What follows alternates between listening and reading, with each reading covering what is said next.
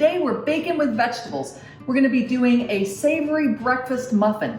So the first thing you need to do is preheat your oven to 375 degrees, and you need to prepare your pan. You need to spray it with a little nonstick spray or wipe it with a little oil. Next, we're gonna take our eggs, and I wanna talk to you about cracking your eggs. How many of you do it on the side of the bowl? You really shouldn't do it this way because it forces the shell right into the bowl. You want to crack it on a flat surface, just like that, and then discard.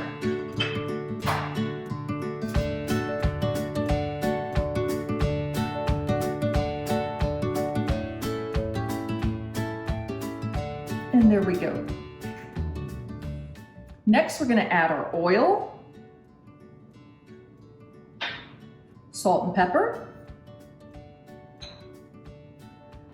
coriander, sugar, and we're going to whisk that right up.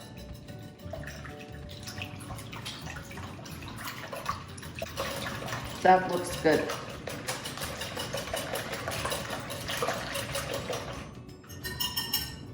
Now, let's go ahead and set this aside.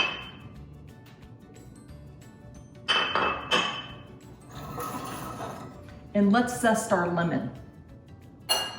Now, when you're zesting a lemon, you want to be careful. We only want the shiny yellow part. We never want the white pithy part because it's bitter. So check the color as you go through. We want to use the zest of one entire lemon. It really is a great way to brighten any flavor that you have. It just seems to enhance it. And it smells great too.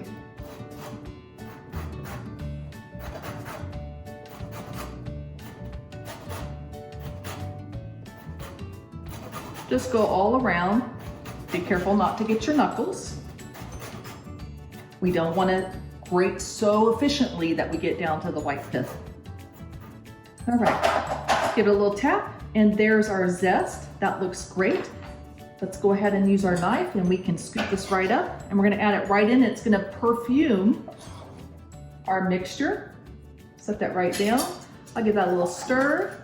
We'll put our lemon back over here. All right, next I wanna go ahead and add our flour in. And let's give that a little stir.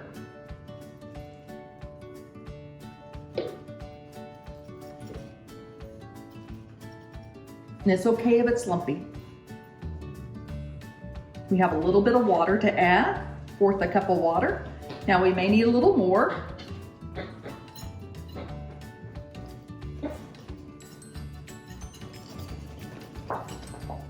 That looks great. We're just gonna set this aside while we continue working on our other ingredients. All right, next up, we're going to put some corn into our muffins, and I have a tool. Now, if you don't have a tool, you would simply take your corn, have it already peeled, and you would just slice off the corn kernels. But I have a special tool for doing that. Let's set this aside, and I'm just gonna grab it, and I'm gonna zip the corn right off. There it comes. So we need about 1 cup of corn, which is equivalent to about 1 ear of corn. There we go. Look how quick and easy that is. Isn't that fun? All right, let's get this end part right here. That's great. You can use any type of corn, white or bi or yellow. Discard that.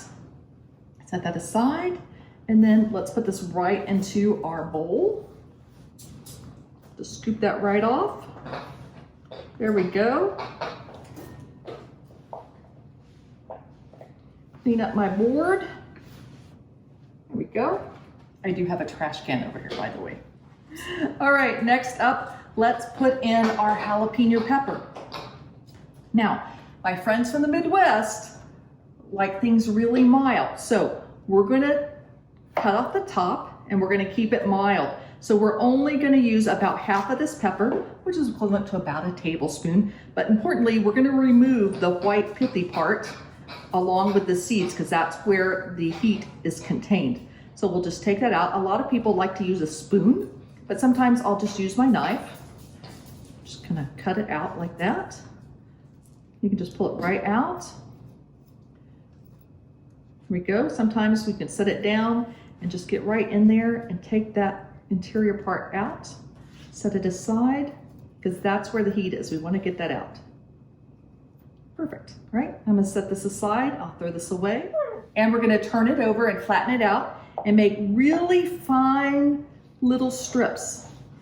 We don't want anyone to get a large bite of jalapeno pepper. Just very tiny strips. And then let's just rotate them back and let's create a fine little dice. I'm gonna really slice them really tight, really fine. There we go. Did you know that peppers are high in vitamin C, just like citrus? It's a great way to help support your immune system by consuming fruits and vegetables high in vitamin C. Okay, that looks great. Let's go ahead and put that right into our bowl. There we go. Peppers will vary during whatever time of year. Sometimes they're spicier, sometimes they're more mild. All right, next up, let's talk about our tomatoes. I have tomatoes. This is a Roma tomato, which is one of my favorite tomatoes. I'm gonna cut it in half, and then I'm going to turn it over, and I'm gonna cut it in half again. Now, we're going to put the stem side to the left. We're gonna press down and take out this middle part, and you can save this and use it in another recipe. And then we're going to get the liquid out, and I'm just gonna wipe this up right here. There we go. And then I'm gonna turn it over just like we sliced the pepper. We don't want big, giant pieces. We want everything pretty uniform. And then we're just gonna dice it up.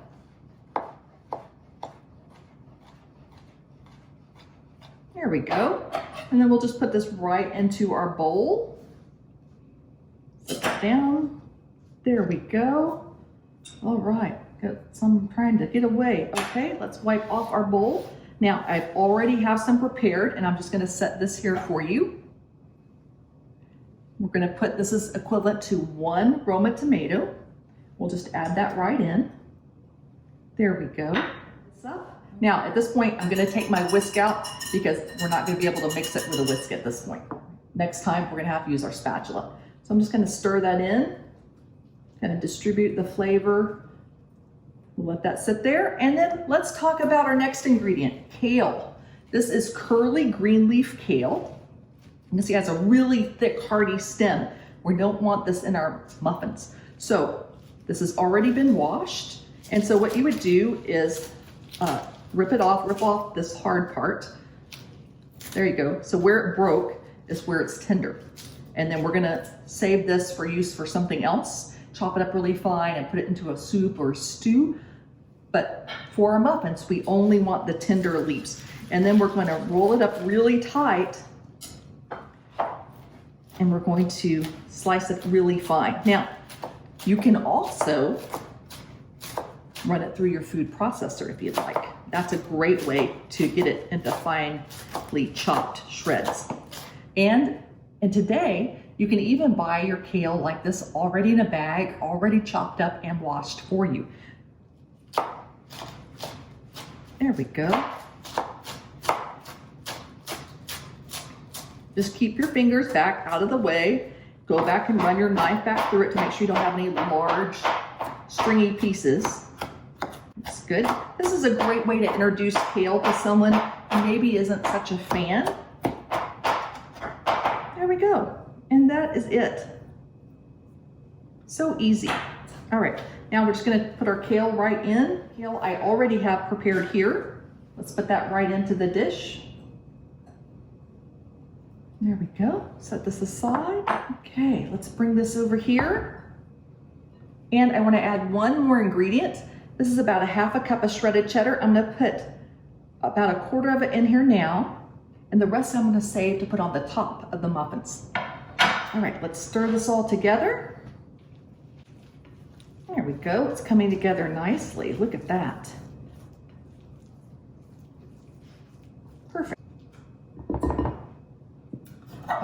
let's load our muffin pan. Now, I'm using a scoop just because it's easier to keep it uniform. We don't want to fill them all the way up, but almost. If you don't have a scoop, you can use a spoon.